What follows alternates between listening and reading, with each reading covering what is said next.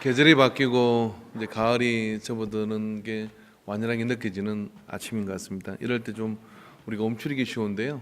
오늘 아침에는 우리 몸을 좀 풀어봅시다. 앞사람을 좀 안마를 좀 해볼까요? 예. 양해를 구하고 안마하십시오. 예.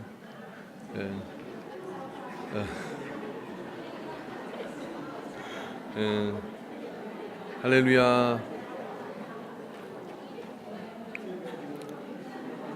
예배 시간에 은혜 받으실 거예요.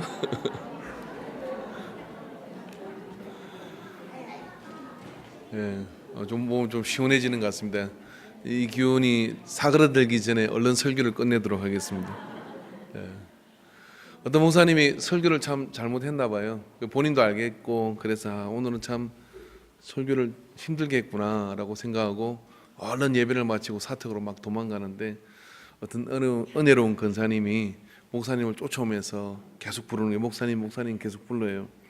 부르면서 돌아보니까 오늘 목사님 죽 서셨죠? 계속 부르는 거예요. 그래서 계속 도망을 가는데 사태까지 따라온 거예요. 그래서 이렇게 돌아보니까 아무도 없더래요. 그래서 이 목사님 어떻게 했냐면 권사님 같은 분들 소화 잘 되라고 제가 오늘 죽을 썼습니다. 그랬대요. 제가 오늘 아침에 죽을 먹고 왔습니다. 호박죽을. 근데 오늘 참 설교 주제도 이렇게 우리가 잘 아는 주제이지만은 또 한편으로는 쉽지 않은 주제를 만난 것 같습니다. 몇 주에 걸쳐서 갚으시는 하나님에 대한 그런 어떤 설교를 했고요. 10월의 첫 주 우리는 이제 성찬의 식 앞에 이렇게 서게 되는데 하나님께서는 인류가 지은 그 모든 죄라고 하는 그 무게, 각자가 지고 있는 그 무게들이 있는 것이죠. 그 무게들을 어떻게 해결할 수 있을까? 그런 어떤 문제에 봉착을 하게 됩니다. 그랬을 때 주님께서는 바로 이 성경의 가장 기본되는 그 진리 가운데 하나, 그 죄의 값을 지불하는 그런 것으로 피라고 하는 것을 사용을 하셔요. 그래서 구약 시대 내내 짐승의 피를 잡아가지고 죄의 문제를 해결하도록 했습니다. 그러나 그 짐승의 피는 끝도 없고 한도 없이 많이 잡아도 사람들의 마음속에 쌓여가는 그 죄를 감당하기는 역부족이었던 것이죠. 그래서 오늘 주님께서는 유월절이라고 하는 이스라엘 사람들이 지키는 특별한 그런 절기, 이집트라는 나라에서 노예 생활을 하던 이스라엘 사람들이 거기서 10가지 재앙을 당하는 가운데 마지막 재앙은 장자가 죽는 재앙이었습니다. 그 마지막 재앙은 장자가 죽는 재앙인데 그때 하나님께서 이스라엘 백성들한테는 어린 양을 잡아서 흠 없는 어린 양을 잡아서 그 피를 집 대문에다가 발라라고 그렇게 얘기합니다. 그래서 그 피를 보면 그날 애굽 전체 짐승의 첫 것에서부터 궁궐에 있는 왕자까지 이르기까지 모든 첫 것을 죽이는 저주가 애굽 전체를 덮을 때 그 피가 발려져 있는 집은 넘어갔다고 하는 거예요. 그래서 그것을 이스라엘 사람들은 출애굽을 하고 난 뒤에 어떻게 합니까? 이스라엘 역사가 시작되는 그 모든 시기 동안에 이들은 유월절을 지키게 돼요. 그 유월절을 지키는 예수님과 예수님의 제자들, 지금부터 2000년 전에 예수님과 예수님의 제자들이 그 유월절을 지키면서 예수님께서는 이 유월절 의미를 새롭게 선포합니다. 그게 오늘 본문입니다. 그게 뭐냐면 이 떡과 이 피는 내 살과 내 피다라고 이야기하시고 내가 언약을 세운다라고 그렇게 말씀하신 것이죠. 그렇기 때문에 이 피의 언약이라고 하는 거예요. 이 피의 언약이라는 이 피의 언약은 기독교 역사의 뿌리가 되는 것이고 이 피의 언약인 예수 그리스도가 십자가에서 흘리신 그 피와 무관한 자들은 사실은 예수님과 무관한 것이고요. 그 피의 믿음을 가지고 있는 자들은 예수님이 내 죄를 다하여 죽으신 것을 믿고 그가 다시 부활한 것을 믿기 때문에 피값을 지불한 그 가치로 말미암아 우리가 영생에 들어간다고 하는 겁니다. 그런데 이 피라는 것은 굉장히 자극적인 것이잖아요. 그렇지 않습니까? 그래서 초대교회 기독교가 로마로 전거되어서 나갔을 때 많은 기독교를 오해하는 사람들은 이것이 박해의 이유가 되기도 했습니다. 왜냐하면 그들은 서로의 피를 나눠 마신다. 그리고 그들은 막 그 피를 나눠 마시는 그런 이상한 사교 집단이다라고 하는 그런 오해가 굉장히 많이 있어요. 실제로 그것 때문에 많은 오해가 있었던 것이죠. 그렇기 때문에 이 피라는 것은 굉장히 해모감을 주는 것이고 자극을 주는 것이기도 합니다. 모든 신앙 공동체는 또 따지고 보면은요, 동서양에 있는 많은 신앙들은 이 종교 의식 가운데 피를 사용하는 경우가 굉장히 많이 있어요. 그래서 여러분, 우리 고조선 시대의 그런 어떤 기록을 보더라도요, 우리의 조상들은 하늘에다가 제사를 지냈는데 어떤 신상이 아니라 산 위에다가 네모 반듯한 단을 만들고 거기다가 양을 잡거나 짐승을 잡아서 태워서 드린 그런 어떤 예법들이 있었습니다. 그래서 그런 것들부터 시작해서 중국이나 또 많은 어떤 것들에 보면 피를 가지고 그 어떤 속죄나 그런 것들을 드린 그런 의미들이 있습니다. 이걸 뭐라 그러냐면 이거는 원지식이라 그래요. 왜냐하면 하나님께서 이 세상을 만드시고 만드신 하나님께서는 어떻습니까?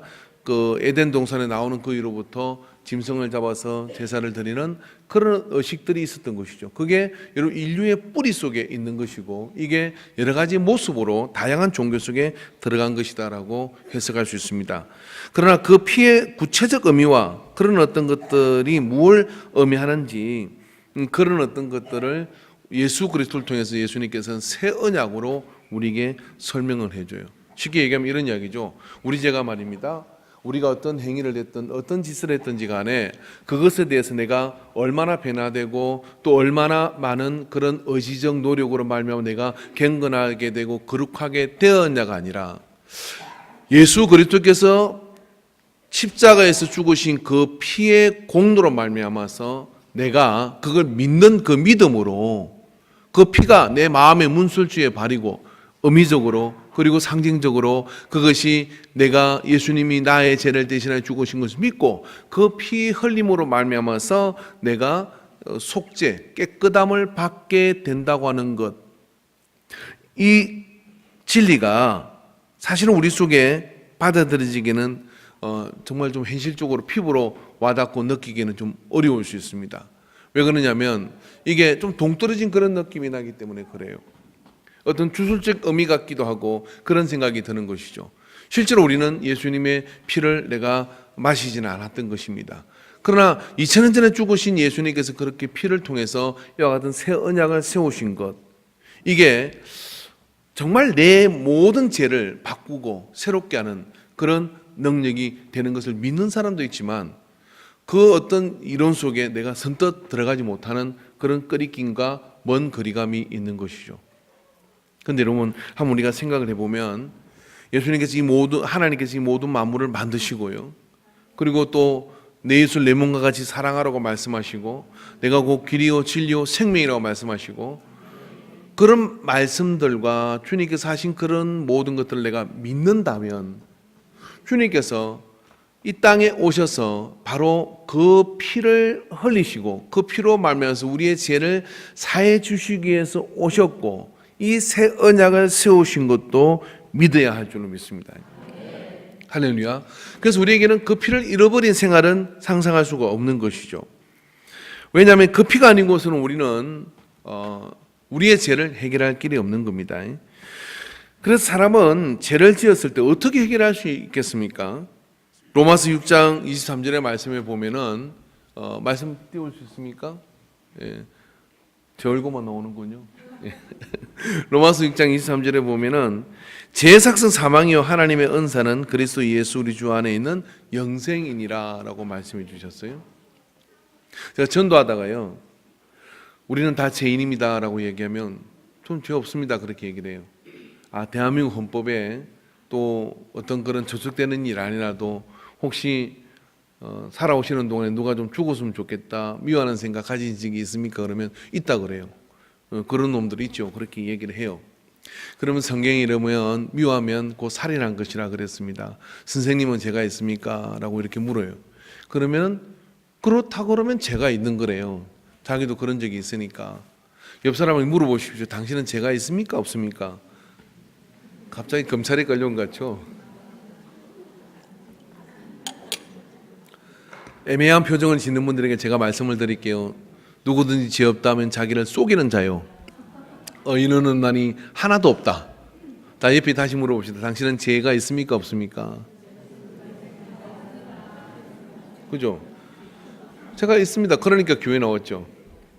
그래서 교회 나온 사람들이 죄가 없는 사람이 나오는 게 아니라 죄 많을수록 하나님 빨로 불러가지고 교회 나오게 한 거예요.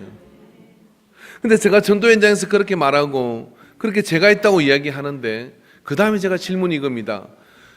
그러면 그 죄를 어떻게 해결할 수가 있습니까? 그랬더니 대답을 할 수가 없는 거예요. 대한민국 법에 걸리면 가서 벌금을 내든지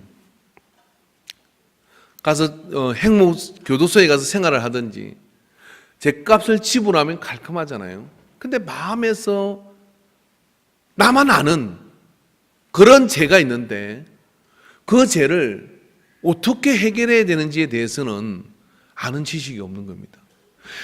그래서 저는 조금 생각을 해보고 접근을 해보면 누구나 죄가 있습니다.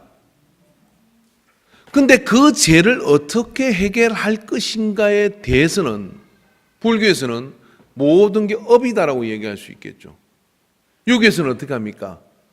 족상의 공덕으로 해결하는 겁니까? 그러나 여러분 성경은 우리에게 죄의 삭선 사망이라고 정확하게 가르쳐 주셔요. 근데 그 죄를 어떻게 해결하는지에 대해서는 다른 신앙에서는 가르쳐 주는 것이 없다는 것을 제가 발견했습니다.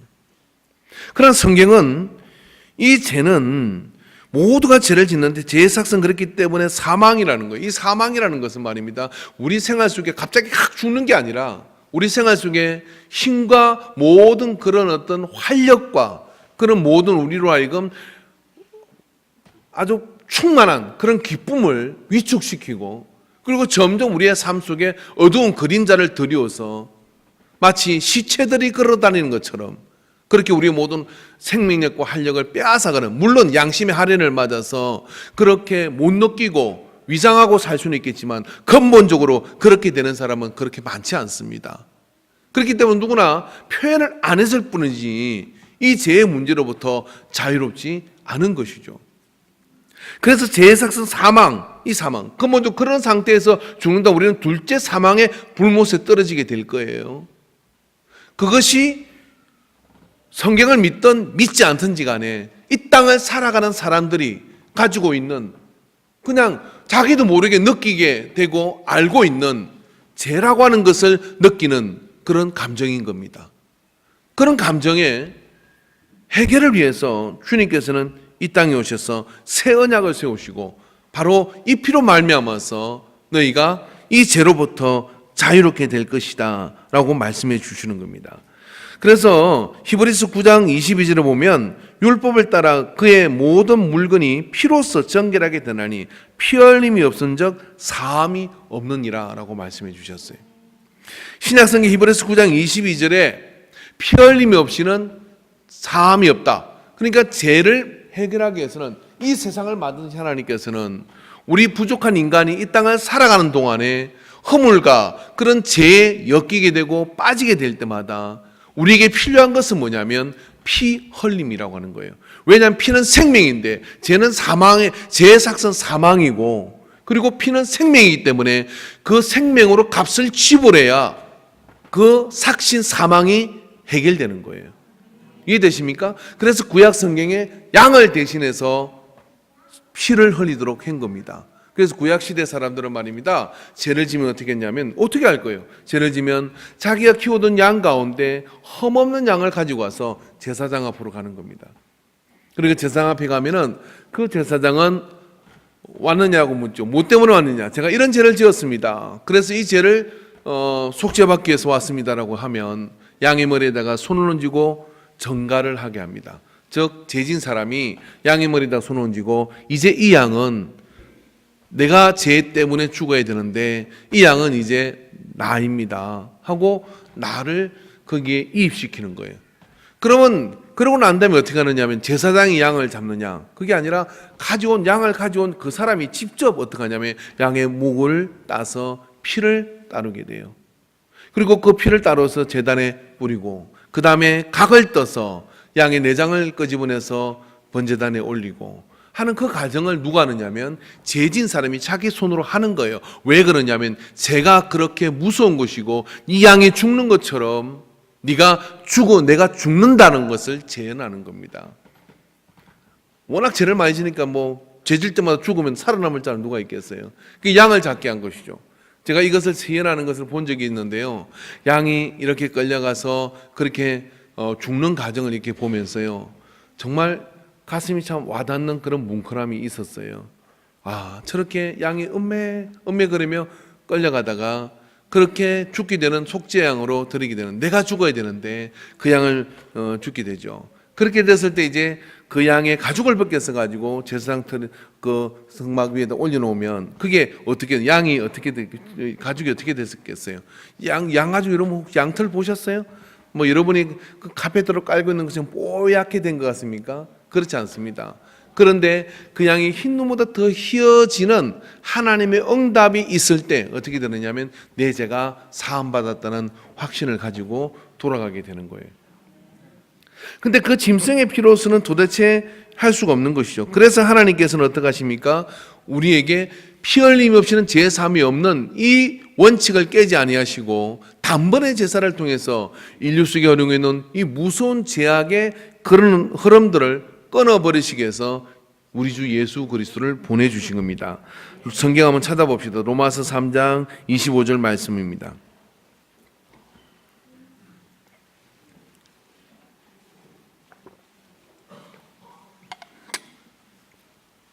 로마서 3장 25절 말씀 다 찾으셨으면 같이 한번 읽읍시다. 시작. 이 예수를 하나님이 그의 피로써 믿음으로 말미암는 화목 제물로 세우셨으니 이는 하나님께서 길이 참으시는 중에 전에 지은 죄를 강가하심으로 자기의 의로우심을 나타내려 하심이니 아멘. 하나님께서 예수를 화목 제물로 삼으시고 하나님이 그의 피로써 믿음으로 말미암는 화목 제물로 세우셨다는 거예요. 그래서 예수님은 이를 위해 태어나셨고 세상 죄를 지고 하는 하나님의 어린 양이 되셔서 그리고 십자가에 죽으시는 거죠. 자, 그러니까 십자가에서 죽으시는 것이 뭔가 리얼한 그런 어떤 쇼를 보이기 위함이 아니라 구약 성경 내내 우리의 죄 때문에 그런 많은 짐승의 피를 통해서 죄를 씻지만 그걸 해결되지 않는 이 모든 근원적이고 아주 근본적인 모든 사람들의 마음속에 흐르고 있는 이 죄의 문제를 해결하기 위해서 하나님이 당신의 유일한 아들을 화목제물로 삼아 제단 앞으로 드린 겁니다. 그래서 그 피가 흘림으로 인해 가지고 우리의 죄를 관과 즉 따지지 않고 덮어버리고 지나가도록 유월절이 넘어가는 것처럼 지나가도록 그렇게 만드는 은혜를 우리에게 베풀어 주신 거예요. 그래서 주님께서는 이 십자가를 지기 위한 잡히시기 전날 밤에 유월절 식사들을 제자들과 함께 먹는 자리에서 그 잔, 포도주의 잔을 들고 그리고 유월절의 상징인 그 떡을 들고 이렇게 말씀을 하신 겁니다.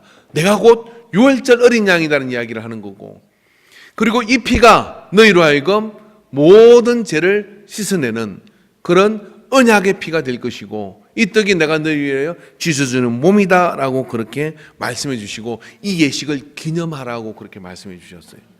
그래서 우리가 성찬에 나올 때마다 이 예식을 기념하는 이유는 뭐냐면 그 피가 내 죄를 사하신 것을 믿고 그리고 또 그 주님이 내게 베풀어 주신 피 흘리신 그 은혜를 내가 상기하고 잊어버리지 않겠습니다 라고 생각하고 이 성찬 속에 나오는 거예요. 성찬의 떡이 맛있는지 이 포도주가 단지 신지 그런 것이 아니라 이것이 바로 예수 그리스도의 몸을 상징하고 그리고 이것이 예수님의 피를 상징하는데 그 피로 말미암아서 내가 제 사함을 받았다고는 그 은혜 언약의 피를 기억하고 이 속에 나오게 되는 것을 믿습니다. 할렐루야. 그래서 십자가에서 죽으심으로 그 피 흘리심을 말미암아서 우리 속에서 그런 하나님의 은혜 가운데 우리가 새롭게 되는 은혜를 누리게 되는 거죠. 요한복음 19장 34절의 말씀을 한번 볼까요? 한번 찾아봅시다.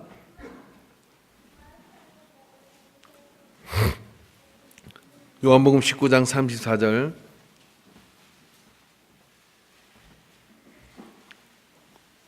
같이 읽읍시다. 시작. 그 중 한 군인이 창으로 옆구리를 찌르니 곧 피와 물이 나오더라. 주님은 십자가에서 피를 쏟으십니다. 물은 손과 발에 못 박히시면서 피를 쏟으시고, 가시관이 세워져서 피를 쏟으시고, 그리고 전날 채찍을 맞으시면서 등에 그 피가 쏟아지겠죠.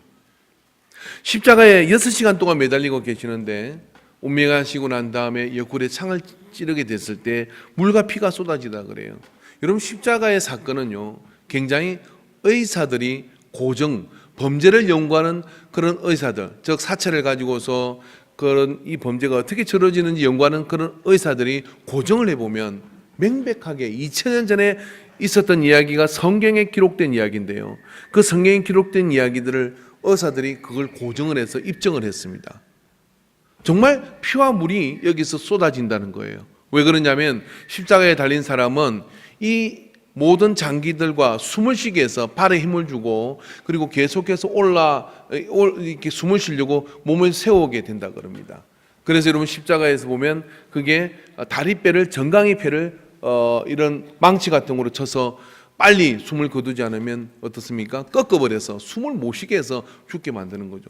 예수님께서는 그 뼈가 꺾이지 않는 그 전에 이미 소천하신 것으로 죽으신 것으로 성경은 기록하고 있습니다. 근데 그런 가동 속에도 어떤 일이 벌어지느냐 하면은 이 몸 안에 있는 모든 장기가, 이 갈비뼈가 이 모든 장기들을 이렇게 쥐어 짜는, 털에 엮고 쥐어 짜는 상황이 발생한다 그래요. 이게 십자가의 사형 제도라고 하는 것은 굉장히 아주 무자비한 제도였던 겁니다. 그래서 AD 300년이 지났을 때 로마는 스스로 이 사형 제도를 폐지합니다. 왜냐하면 이것이 너무나 고통을 주는 제도이기 때문에 폐지하게 된 것이죠. 근데 그렇게 쥐어짜는 상황이 발생할 때 그 모든 물과 피가, 몸 안에 있는 물과 피가, 심지어는 그런 모든 물과 피가 어디로 모이게 됐냐면 행경막 속에, 즉 이 옆구리와 행경막 속에 고이게 된다고 하는 거예요. 그래서 옆구리에 창을 찔렀을 때 어떤 일이 벌어지냐면 그 피와 물이 거기서 쏟아지는 상황이 발생하는 겁니다. 왜 피만 쏟아진 것이 아니라 물도 그렇게 쏟아졌다고 이야기하느냐 하면은, 실제적으로 이 안에 있는 수분들과 들어있는 그런 수분들이 함께 고이기 때문에 피와 물이 쏟아졌다는 것이 굉장히 의학적이고 과학적인 입증이라고 하는 거예요. 그렇기 때문에 거기서 사실 죽은 척 할 수 있는 상황은 발생하지 않는다는 거예요. 그래서 예수님께 철저하게 세상 죄를 지고 하나님 어린 양처럼 그 피가 다 쏟아지는 그런 십자가의 형편에서 죽게 되죠. 그래서 그러므로 예수님은 그냥 우리에게 이렇게 말씀하시는 겁니다. 내가 너를 사랑한다. 그걸 내가 너를 위해서 뭐든지 해줄게. 이 달달하고 이렇게 사탕 발림에 쏘가지고 결혼해가지고 고생하는 분도 많이 계시잖아요. 근데 예수님께서는 내가 너를 사랑한다. 그리고 그 잔을 가지고 내가 이것이 너희를 위해 흘리는 피다라고 말씀하시고, 이것이 내가 너희를 찢어주는 몸이다라고 말씀하실 때 그 제자들은 이해하지 못했고, 오늘 어쩌면 이 예배 시간에 있는 사람도 이해하지 못하기 때문에 우리는 이게 먼 이야기처럼 느껴질 수 있습니다.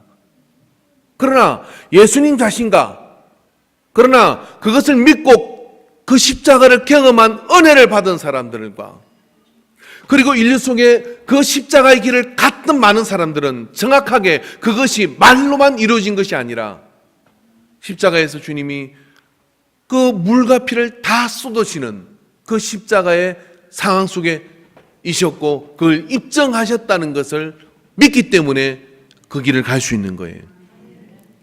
그렇죠? 그냥 그렇게 말로만 한 것이 아니라 실제로 6시간 동안 고통을 당하시고 손과 발에 엄지손가락만한 그런 못이 박히고, 그리고 그런 모든 물과 피를 다 쏟으시는 거예요. 자, 여러분, 시간을 되돌려서 한번 돌아가 봅시다.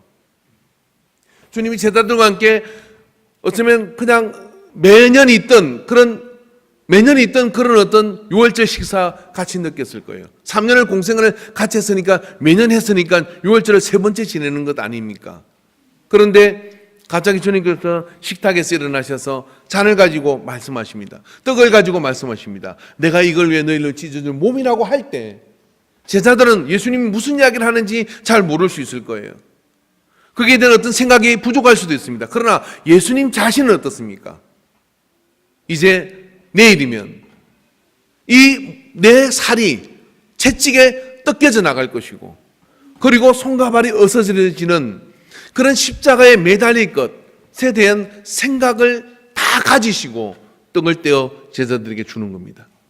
떡을 떼어 제자들을 주고 오늘 우리에게 줄 때 그 떡과 그 잔은 말입니다, 얼마나 우리를 사랑하시고 우리를 그 죄의 흉악함으로부터 구하시기 위해서 모든 것을 다 동원하신 주님의 그 사랑과 그 헌신이 그 속에 녹아져 있는 것이죠. 그래서 제자들은 그걸 잘 이해 못했어요. 먼 시간이 지난 다음에 비로소 이해하게 됩니다.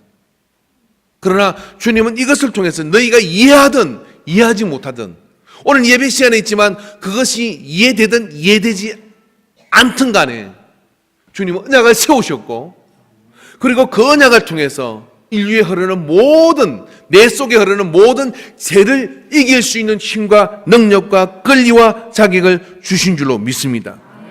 할렐루야. 그렇기 때문에 주님께서 피로 세우신 새 언약은 말입니다, 우리에게 부활의 자격을 부여해 주게 되는 거예요. 우리가 천국문에 들어갈 때 네가 얼마나 교회에서 헌신을 많이 했느냐, 네가 얼마나 이 땅에 있는 동안에 예배를 안 빠졌느냐, 네가 얼마나 또 하나님 말씀을 얼마나 많이 읽었느냐 하는 것들은 무가치합니다. 그게 잘못됐다는 얘기가 아니라 우리가 천국에 들어가는 유일한 이유는 뭐냐면은 바로 예수 그리스도가 부활의 첫 열매가 되시고 그 피로 말미암아서 우리가 영생에 들어가는 은혜를 얻게 된 것을 믿으시기를 주의 이름으로 축원합니다. 히브리서 13장 20절 말씀 한번 찾아봅시다. 히브리서 13장 20절 말씀.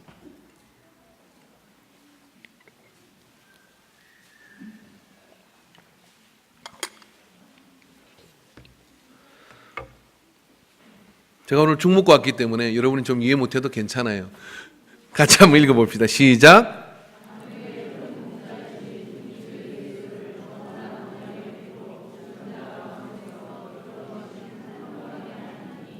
아멘. 자, 이렇게 얘기합니다. 양들의 큰 목자이신 우리 주 예수를 영원한 언약의 피로 죽은 자, 언약의 피라는 거예요. 죽은 자 가운데서 이끌어내신 평강의 하나님이 그 언약의 피가 예수 그리스도로 하여금 부활의 첫 열매가 되실 뿐만 아니라 그 피를 의지하는 사람이 그것 때문에, 그것만으로 어떻게 됩니까? 영원한 영생에 들어가는 부활의 자격을 얻게 된다고 하는 거예요. 죽음의 저주를 이길 수 있는 부활의 능력을 가지게 된다고 하는 겁니다. 그러니까 여러분, 예수 그리스도의 언약의 피가 얼마나 중요한지를 우리는 새롭게 각인해야 될 줄로 믿습니다. 그래서 주님은 새 언약을 세운다고 말씀하셨고, 그 새 언약의 첫 번째 단초는 뭐냐면 우리로 하여금 부활의 자격을 부여한다고 하는 거예요. 우리가 아무리 신앙생활을 열심히 하고 예배를 아무리 열심히 드린다 할지라도 예수 그리스도의 피에 대해서 나는 믿음이 없다, 예수 그리스도가 내 죄를 대신해 죽은 것을 믿는다고 하면 당연히 그 사람은 부활이 없습니다. 천국에 들어갈 수 있는 자격이 없는 거예요. 예수 그리스도의 피가 내 죄를 사하신 걸 믿으면 우리는 영생에 들어가며 사망의 저주로부터 자유롭게 된 자인 줄로 믿습니다. 여러분, 제가 고정을 안 해봤지만 말입니다, 실제로 증거를 댈 수 있습니다. 출애굽을 할 때 거기에 이스라엘 백성이 아닌 사람들도 따라 나왔어요. 구스 사람들도 따라 나왔고 애굽인들 가운데도 출애굽에 따라 나온 사람들이 있습니다. 여러분, 그 사람들은요, 그들의 장자가 죽었을까요? 아마 이랬을 것입니다. 틀림없이. 확신을 하건대 모세가 말입니다, 어린 양을 잡아가지고 오늘 저녁에 다 문술지에다 발라라, 그래야 이 사망의 저주가 너희 집의 가정의 장자를 치지 않을 것이다. 그랬을 때 히브리인들 가운데 꼭 그런 사람들 있잖아요. 히브리인 가운데 설마 그러려고 그러고 안 바른 사람이 있고요, 애굽인들 가운데 9가지 재앙을 받는 가운데 말입니다, 모세가 한 모든 재앙이 다 임한 걸 알고, 야, 하나님은 잘 모르지만 일단 바르고 보자. 그러고 양을 잡아가지고 눈치껏 바른 사람이 있을 거예요. 그 사람들이 따라 나오지 않았을까, 그렇게 생각을 합니다. 그죠? 자, 그것처럼 말입니다, 오늘 우리 가운데 그렇게 했을 때, 자, 하나님은 히브리인들을 살려주신 겁니까? 아니면은 그 양의 피를 보고 그 안에 누가 있든지 애굽인인지 히브리인지가 중요한 게 아니라 양의 피를 보고 건너가신 거예요. 그렇기 때문에 여러분, 우리가 예수 그리스도의 보배로운 피의 언약으로 말미암아 여러분 때로 불안하기도 하고 때로 염려가 되기도 하지만, 내가 예수 그리스도의 보배로운 피로 내 죄가 사해진 것을, 여러분 과거와 현재와 미래의 모든 죄가 사해진 것을 믿는 그 믿음을 내 마음에 확신하고 가지고 있다 그러면, 우리는 저 부활의 문에 들어가는, 부활의 첫님에 드신 예수 그리스도와 함께 육신의 죽음을 벗어나서 영생에 이르는 복을 누리게 될 줄로 믿습니다. 할렐루야. 그 피의 언약은, 관과라고 하는 것은 넘어간다고 하는 그런 뜻입니다. 그렇기 때문에 그 피의 언약으로 우리는 부활의 자격을 얻을 수가 있는 거예요. 또 그 피의 언약으로 말미암아서 우리에게 생명이 있게 한다고 말씀해 주고 있습니다. 요한복음 6장 53절 말씀 한번 찾아봅시다. 요한복음 6장 53절.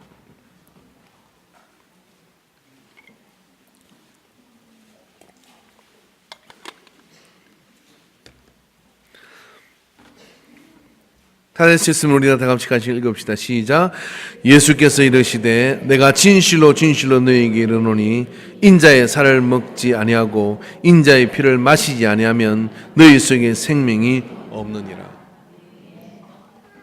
주님은 이 성찬 예식을 만드시고요, 그리고 새 언약을 세우시고 이걸 기념하라고 말씀하셨어요. 그리고 인자의 살을 먹고 인자의 피를 마시지 않으면 너희 속에 생명이 없느니라 라고 그렇게 말씀해 주셨어요.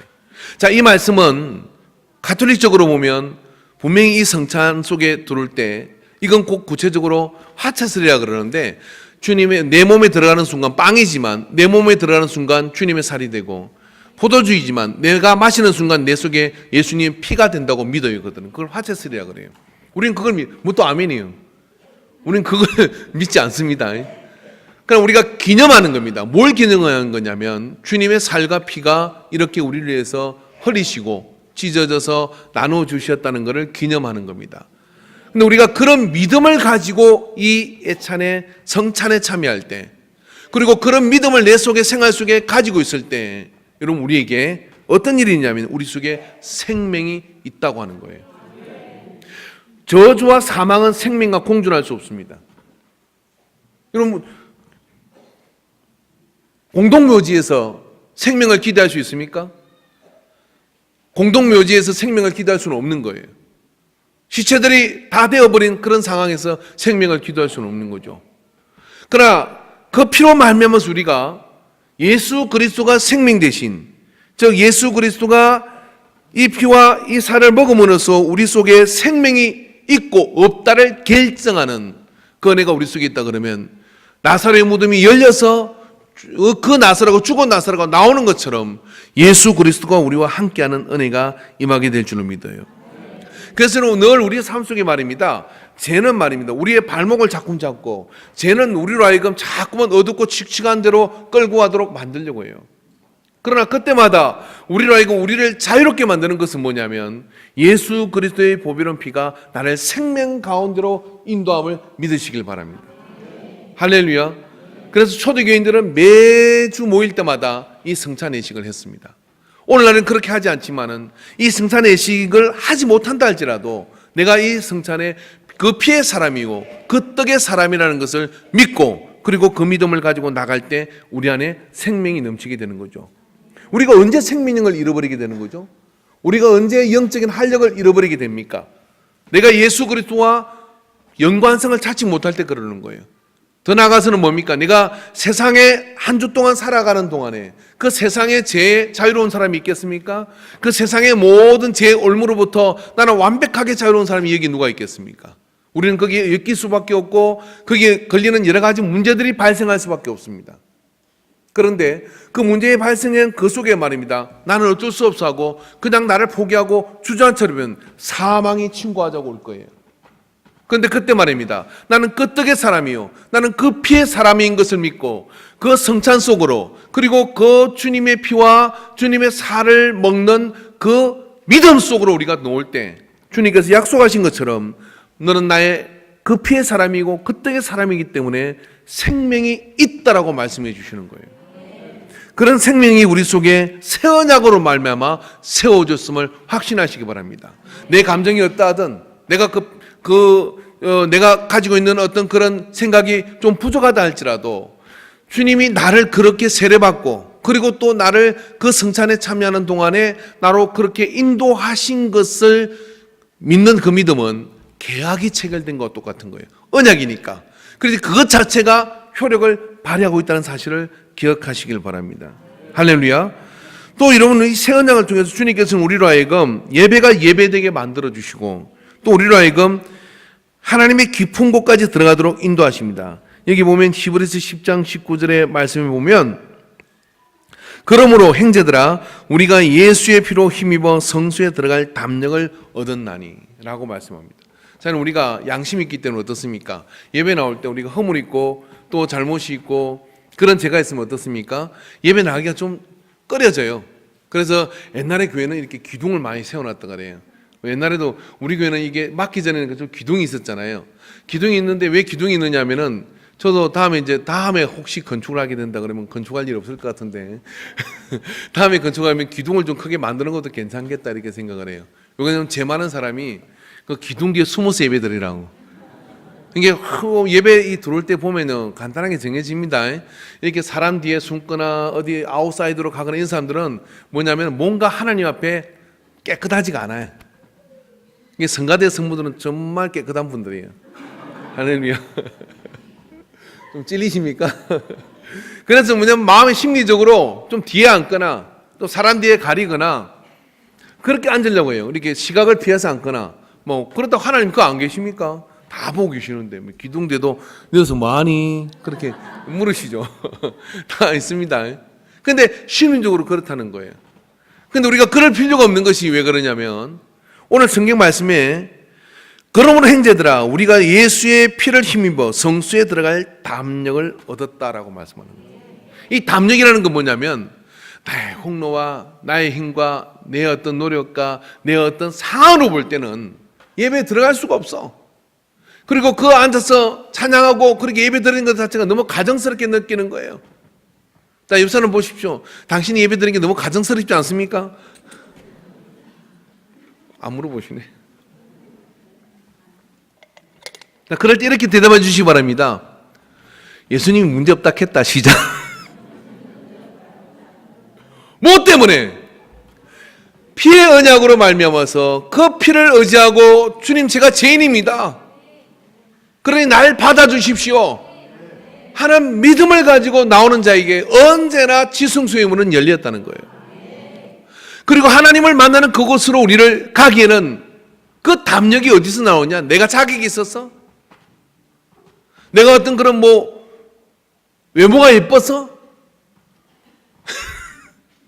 그런 거 아무 필요 없다는 거예요. 내가 오래 예수를 믿었기 때문에 직분이 있기 때문에 그게 아니라 오직 한 가지 그것은 뭐냐면 예수 그리스도가 나를 대신해 피를 흘려주신 그 피를 의지하고 나아갈 때 그 앞에 막을 것이 없는 겁니다.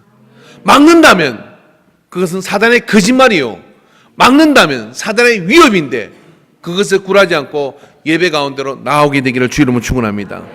할렐루야. 할렐루야. 그래서 여러분 정말 여러분의 심령이 난 오늘 막 나오려고 하는데 막 싸움을 했어요. 누구하고? 자녀하고 싸우기도 하고 남편하고 싸우기도 하고 싸움 정도는 괜찮죠. 지난 한 주 동안 내가 참 여러 가지 많은 그런 상황들이 있었습니다. 그런 상황인데 오늘 난 교회 갈 수가 없어 이런 생각이 딱 들거든. 이건 사단이 주는 생각이에요. 왜냐하면 너의 공로로 말미암아 가는 것이 아니라 뭐예요? 예수님의 피로 말미암아 성소로 나갈 담력을 얻게 됐다라고 말씀하는 겁니다. 그것이 예수님께서 유월절 어린 양 대시어서 세운 피의 언약의 열매인 것입니다. 오늘 그 열매를 여러분 믿으시고 모든 예배 가운데 믿음을 가지고 담대하게 나가게 되기를 주 이름으로 축원합니다. 그래서 주님께서 우리로 하여금 씻어주시고 우리를 정결케 해주시는 것을 믿으시기 바랍니다. 할렐루야. 여러분 그 피의 언약은 말입니다. 우리로 하여금 거룩한 지성소로 들어가게 하는 것이 아니라 하기도 하지만은 우리의 모든 상황을 정결하게 만들어 주십니다. 여러분 계시록 7장 14절 말씀 한번 찾아봅시다. 요한계시록 7장 14절 말씀.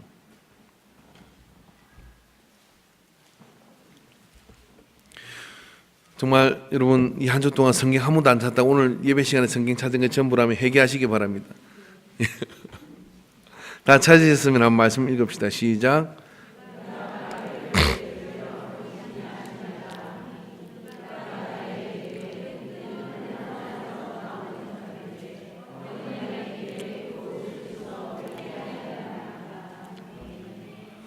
자, 여기 말씀을 보면 우리가 좀 자세히 볼 필요가 있는데요. 내가 말하기를 네 주여 당신이 아시나이다 하니 그가 나에게 이르시되 이는 큰 환난에서 나오는 자들인데 어린 양의 피에 그 옷을 씻어 희게 하였느니라 라고 말씀해 주십니다.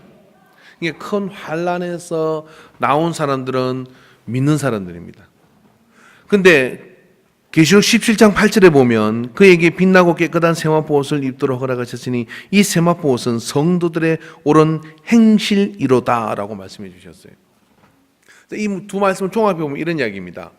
천국에 가고 그리고 하나님의 주님의 어린 양의 보좌 앞으로 나간 이 사람들이 왜 옷을 빨 필요가 뭐 있겠습니까?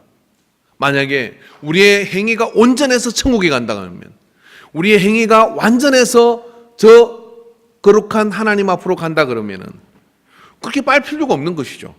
그리고 큰 환난에서 나온 사람이 얼마나 믿음이 좋은 사람이겠습니까? 그런데 그 큰 환난에서 나온 이들에게 어린 양의 피에 그 옷을 씻어 희게 하였느니라라고 말씀해 주십니다. 이게 지금 무슨 이야기냐면 큰 환난에서 나올 만큼의 믿음이 있고 그리고 어린 양의 보좌 앞에 갈 만한 그런 자격이 있는 이 사람들도 그 어린 양 앞에 갈 자격이 있는 이 모든 사람들도 그런 행실에 있어서 더러워질 수 있고 그런 행실에 있어서 오물이 묻을 수 있는 그런 상황을 인정하고 있는 거예요. 이 말씀 속에는. 그런데 그것을 해결해 주시는 것은 우리의 의지나 우리의 노력이 아니라 뭐라고 얘기하느냐 하면 어린 양의 피가 그의 옷을 깨끗하게 씻어 주신다고 얘기하는 겁니다. 그리고 그의 겉옷은 뭐냐면 우리의 옳은 행실이라고 말씀해 주시는 거예요. 할렐루야. 그렇게 되면 우리가요 한 가지를 열심히 하면 그 속에서 우리는 점점 거룩한 사람으로 변하여 가는 겁니다. 한 가지 열심히 할 게 뭐냐면 어떤 상황 속에 있든지 어떤 죄 속에 우리가 그렇게 빠졌다 할지라도 주님의 피를 내가 믿고 그 주님께서 내 죄를 사해 주신 것을 뻔뻔스럽게 확신하시기 바랍니다. 할렐루야. 그리고 그것을 확신할 때 어떤 일이 벌어지느냐면 사단이 우리에게 권리를 포기하고 떠나갑니다. 그걸 확신하는 것만큼 뭔 일이 일어나느냐면은 사단이 우리를 더 이상 미혹해 할 수 없음을 알고 포기하고 떠나요. 그리고 그 속에 뭐가 임하느냐면 주님이 함께 하심으로 말미암아 그 피로 말미암아서 뭐를 발견하게 되느냐면 예수 그리스도가 나를 얼마나 사랑하시고 그 죄를 얼마나 싫어하셔서 그 죄값을 지불하기 위해서 피 흘리고 죽으신 것이 이 안에 살아나기 때문에 우리의 변화가 그 속에서 일어나게 되는 거예요. 그런 변화 속에서 우리가 되어져 영생에 완전해져서 영생에 이르는 것이 아니라 이미 내가 예수를 믿음으로 구원을 받은 것이고 그 피로 말미암아서 우리 행실의 변화도 그 속에서 일어납니다. 할렐루야. 그 행실의 변화가 그 속에서 일어나는 것을 믿으시고 주님 은혜 가운데 단단하게 그 보혈의 피를 의지하고 용기 가지시고 일어나며 서서 여러분 믿음의 열매들을 맺어가는 풍성한 역사를 이루게 되기를 주 이름으로 축원합니다. 할렐루야. 할렐루야. 오래전 하나님께서는 에덴 동산의 선악과를 따먹은 인류를 아담과 하와를 내어 쫓으시면서 옷을 하나 마련해 주셨어요. 무슨 옷을 마련해 주시냐면 가죽 옷을 지어 입혀 보냅니다. 아담과 하와가 급하게 만든 옷은 무화과 나무 잎으로 가리는 그런 나무 잎으로 가리는 그런 옷을 입었어요. 근데 주님 하나님께서는 어떻게 하시냐면 짐승을 잡아서 가죽을 벗겨서 그것으로 옷을 입혀 주십니다. 왜 그랬을까요? 왜냐하면은 주님께서 하나님께서 우리를 그 죄 가운데 영원히 버리지 않고 내버려 두지 않고 죄의 삭성 사망이지만 그 피로 말미암아서 피 흘림 없이는 죄 사함이 없는 그래서 당신의 유일한 아들을 우리에게 보내주셔가지고 피 흘리게끔 하고 그 피의 값으로 다 갚아주실 것을 예고해 주시고 계시는 겁니다. 오늘 우리가 그 피의 역사를 믿으시고요, 그 피의 믿음을 가지고 여러분 담대함을 가지고 모든 저주로부터 자유로워지기를 주 이름으로 축원합니다. 제 모든 올무로부터 사냥꾼의 올무에서 새가 벗어나는 것처럼 자유롭게 되는 은혜를 누리시길 바랍니다. 이제 예배 후에 오늘 이 예배 시간에 성찬을 할 때 오늘은 좀 그런 마음을 가지고 여러분이 주님의 성찬 앞으로 나와서 주님이 날 위하여 십자가에 죽으신 그 피의 공로를 참 안타깝고 그리고 참 얼마나 힘드셨을까 하는 이런 마음이 아니라 주님이 날 위하여 주신 그 피의 공로를 말미암아서 내가 오늘 영생에 이르고 그리고 행실의 깨끗함을 얻을 뿐만 아니라 생명력 가득한 그런 삶을 살게 된다는 믿음과 확신을 가지고 나올 때 우리를 우겨싸고 있는 모든 저주가 예수 이름으로 떠나게 될 줄로 믿습니다. 그리고 우리를 우겨싸고 있는 사망의 그림자가 우리에게 그 일을 포기하고 질병으로부터도 자유롭게 되는 은혜를 누리게 될 줄로 믿습니다. 그 은혜를 누리시는 이 예배의 시간이 되기를 축원합니다. 기도하겠습니다. 주님, 핏값을 갚으시는 주님, 근본 하나님이시고 또 아버지 하나님의 유일한 아들이신 주님이 흘리신 피는 이 온 세상의 것을 다한다 할지라도 그 값어치를 칠 수가 없습니다. 그런 넉넉한 값을 지불하셔서 나로 하여금 제 노예와 제 저주 속에 있지 아니하고 영원한 하나님의 나라의 하나님의 자녀로 살 수 있는 그 일을 허락하여 주신 것을 믿습니다. 오 주여, 우리를 그 은혜를 누리는 확신의 삶을 허락하여 주시옵소서. 오늘 이 말씀을 통해서 이 피가 다 무슨 상관이 있느냐 하는 그런 가슴에 와닿는 그런 체험이 더디 온다 할지라도 이미 내가 예수를 믿기로 작정하고 믿는다고 고백하는 순간 바로 우리는 그 피의 언약 아래 있음을 깨닫게 하여 주시옵소서. 그 확신을 가지고 믿음의 담력을 가지고 나아가도록 인도해 주시옵소서. 함께 하신 은혜를 감사드리며 예수님의 이름으로 기도하옵나이다. 아멘.